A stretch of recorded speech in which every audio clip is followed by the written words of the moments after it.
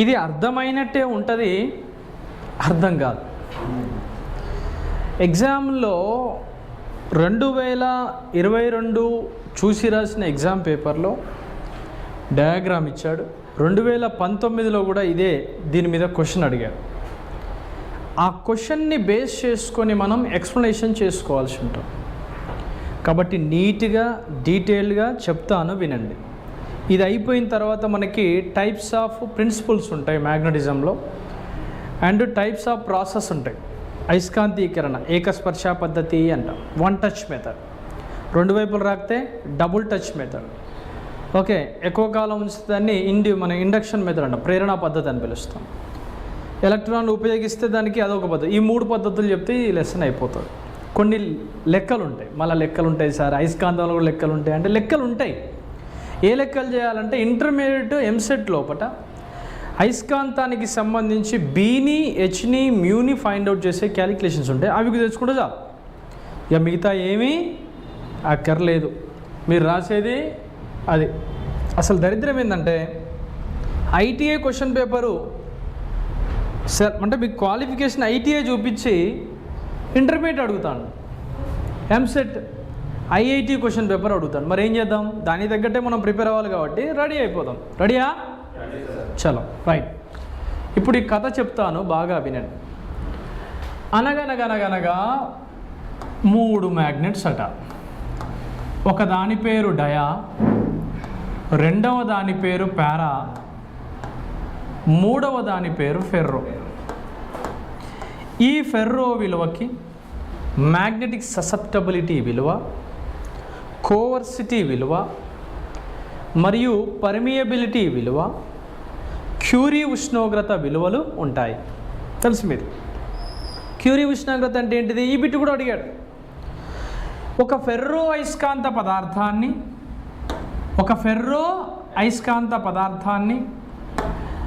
పారా అయస్కాంత పదార్థంగా మార్చే ఉష్ణోగ్రతని క్యూరీ ఉష్ణోగ్రత అంటారు.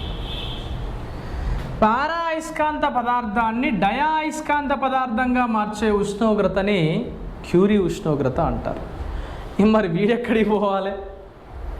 వాడు మన్ను మధ్య ఆల్రెడీ దుబ్బుక్కున్నాడు.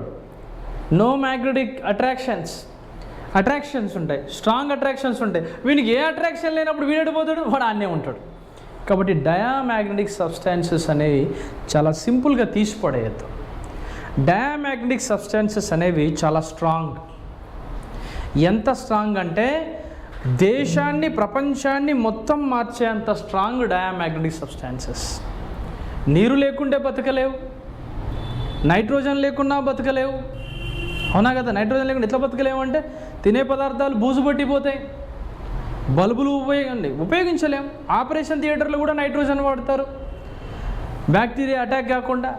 అంటే ఇక్కడ డయామాగ్నెటిక్ సబ్స్టాన్సెస్ అనేవి చాలా స్ట్రాంగ్. ఎందుకన్నాను స్ట్రాంగ్ అంటే ఈ డయామాగ్నెటిక్ సబ్స్టాన్సెస్ని 0 కెల్విన్స్ లేదా -273 డిగ్రీస్ సెల్సియస్, 0 కెల్విన్స్ లేదా -273 డిగ్రీస్ సెల్సియస్ టెంపరేచర్ కనుక తగ్గిస్తే,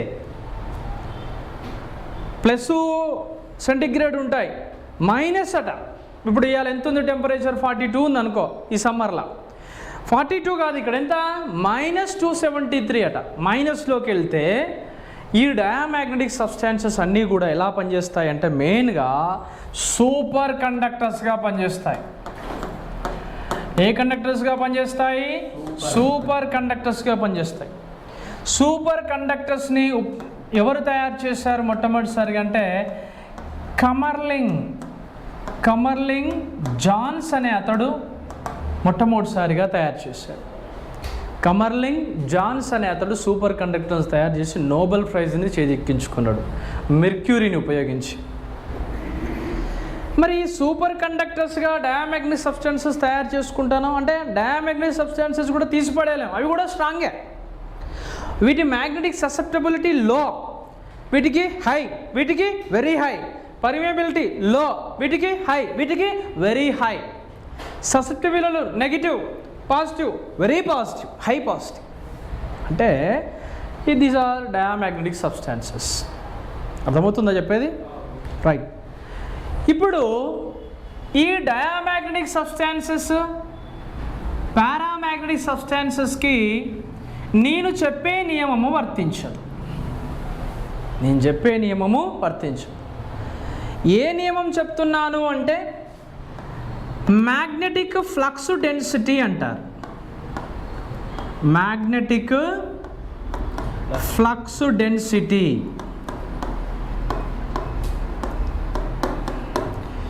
రెండవది magnetic flux intensity. Magnetic flux డెన్సిటీకి మ్యాగ్నెటిక్ ఫ్లక్స్ ఇంటెన్సిటీకి మధ్య గీసినటువంటి ఈ గీతనే మ్యూ అంటారు. దాన్ని పర్మియబిలిటీ అంటారు. ఈ రెండింటి మధ్యలో ఉండేటువంటి ఈ లూప్ని బి మరియు హెచ్ వక్రము లేదా హిస్టారిసస్ లూప్ అంటారు. ఏ లూప్ అంటారు? హిస్టారిసస్ లూప్ అంటారు.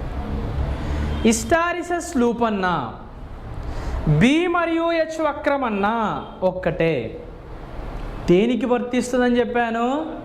ఓన్లీ ఫెర్రో మ్యాగ్నెటిక్ ప్రోడక్ట్స్కే వర్తిస్తుంది. ఫెర్రో అయస్కాంత పదార్థాలకి మాత్రమే వర్తిస్తుంది. ఆక్సిజన్కి వర్తిస్తుందా? నో. అల్యూమినియానికి వర్తిస్తుందా? నో. సిలికాన్కి వర్తిస్తుందా? నో. మెర్క్యూరీకి వర్తిస్తుందా? నో. వాటర్కి వర్తిస్తుందా? నో. ఫెర్రో మ్యాగ్నెటిక్ సబ్స్టాన్సెస్కి మాత్రమే వర్తిస్తుంది. నికెల్, క్రోమియం, కోబాల్ట్ లాంటి వాటి. ఇటువంటి క్రోమియం కాదు, నికెల్, కోబాల్ట్ లాంటి వాటికి. Chromium it is diamagnetic substance. గుర్తుందా? అంటే ఇక్కడ ఫెర్రో మ్యాగ్నెటిక్ పదార్థాలకి మాత్రమే వర్తించేటువంటి నియమం ఏదైతే ఉందో ఆ నియమాన్ని బిహెచ్ వక్రము, ఆ నియమం ప్రకారం వచ్చే లూప్ని, లూప్ అంటే ఏంది? నష్టం. దాన్ని హిస్టారిసస్ లూప్ అంటారు. ఏ లూప్ అంటారు? అంటే ఫెర్రో అయస్కాంత పదార్థాలకి మాత్రమే బిహెచ్ వక్రం వర్తిస్తుంది. హిస్టారిసస్ లూప్ దేనికి వర్తిస్తుంది? ఫెర్రో అయస్కాంత పదార్థాలకు మాత్రమే వర్తిస్తుంది. ఇది ఒక ఫెర్రో అయస్కాంత పదార్థం. దీనికి నేను చుట్టూ ఏసీ కండక్టర్ని పెట్టాను. కాపర్ కండక్టర్ని చుట్టూ తిప్పిన, ఉంగరానికి కదా రింగు తొడిగినట్టు. దీని గుండా నేను కరెంటును పంపుతూ ఉన్నా. ఆ కరెంటును పంపుతూ ఉంటే దానిలో కలిగిన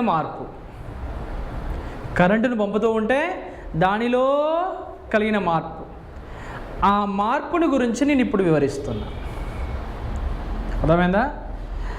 ఇదో కర్ర అనుకో. కర్రను కాలుస్తూ ఉంటే నెమ్మదిగా ఎర్రబడుతూ ఏమవుతుండే? కాసేపు అయినాక పెలుసులుగా రాలిపోతూ ఉంటుంది. దానికి కొడితే, సుత్తుతో కొడితే మనకి ఏ షేప్ కావాలంటే ఆ షేప్ వస్తుంది. అలానే దీని గురించి చెప్పబోతున్నా. ఏంటది? నెంబర్ 1 హిస్టారిసస్ లూప్ లేదా బిహెచ్ వక్రం. ఫస్ట్ ఆఫ్ ఆల్ ఇది హెచ్ అంటే మ్యాగ్నెటిక్ ఇంటెన్సిటీ, దానికి ఆపోజిట్లో ఉన్నదాన్ని నెగిటివ్ ఇంటెన్సిటీ.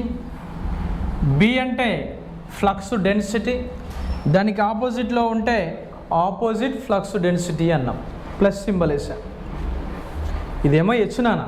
హెచ్ అంటే ఏంటిది? ఇంటెన్సిటీ లేదా ఫోర్స్. ఇదేంటిది? మైనస్. అది బి. ఇది మైనస్ బి. బి అంటే ఏంటిది? Flux density.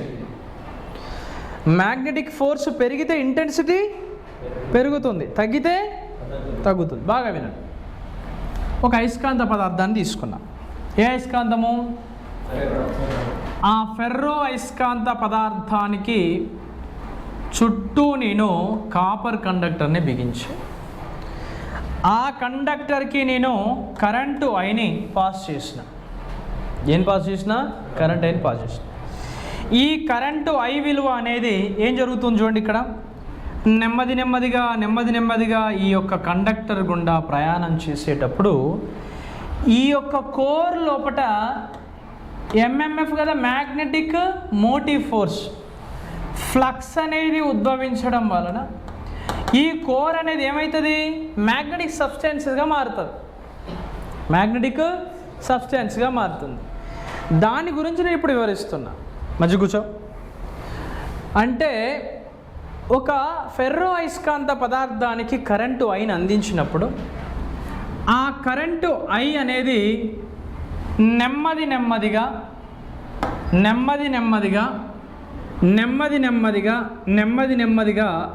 నెమ్మదిగా పంపినప్పుడు ఆ ఫెర్రో అయస్కాంత పదార్థం అనేది అయస్కాంతత్వ లక్షణాన్ని నెమ్మదిగా పొందుతుంది. అంటే ఈ మధ్య నేను ఒకసారి పేపర్లో చూసాను, సంక్రాంతికి అల్లుడు ఇంటికి వస్తే 218 రకాల వెరైటీస్ వండించి పెట్టిల్లట. పేపర్లో చూసాం. వాడు ఎంత మంచి అదృష్టవంతుడు అల్లుడు రా అనుకున్నాను. అందరికీ రాదు కదా ఆప్షను. అంటే ఇక్కడ చూడండి, వాడు అన్ని తింటాడా మరే? అదోటి ముక్క తినుకుంటూ పోతేనే వాడు కడుపు నిండుతుంది. అంటే తినే కాడికే తింటాం, తర్వాత మిగిలింది కానీ తింటామా? అంటే ఈ ఫెర్రో అయస్కాంత పదార్థానికి కరెంటునిచ్చినప్పుడు దానిలో అయస్కాంతత్వం అనేది అభివృద్ధి చెందుతుంది. ఆ అయస్కాంతత్వం అనేది అభివృద్ధి చెందుతుందంటే దానిలో మ్యాగ్నెటిక్ ఫోర్సు ఎక్కువవుతుంది. అంటే మ్యాగ్నెటిక్ ఫోర్సు మరియు మ్యాగ్నెటిక్ ఫ్లక్స్ డెన్సిటీలు గరిష్టమయ్యేటువంటి విలువని, ఇప్పుడు ఇక్కడ చూడన్నా, ఇది ప్లస్సేనా, ఇది ప్లస్సేనా? ఈ రెండు విలువలు ఈ స్థానం మధ్య ఏమున్నాయి? గరిష్టంగా ఉన్నాయి. ఇక్కడ ఉన్నాయనుకో కనిష్టం, మరి ఇక్కడ ఉంటే ఏంటిది?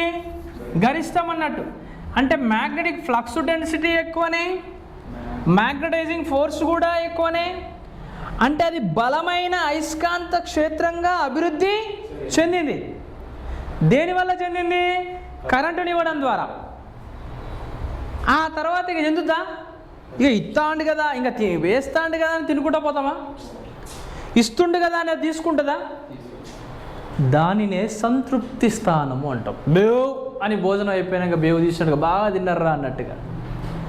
అంటే ఏ స్థితి వద్ద ఒక ఫెర్రో మ్యాగ్నెటిక్ సబ్స్టాన్స్కి కరెంటు ఐని అప్లై చేసినప్పుడు ఆ కరెంటు ఐ విలువ అనేది మ్యాగ్నటైజింగ్ ఫోర్స్ని మరియు ఫ్లక్స్ డెన్సిటీని గరిష్టం చేసేటువంటి ఆ విలువని శాచురేషన్ పాయింట్ అంటాం.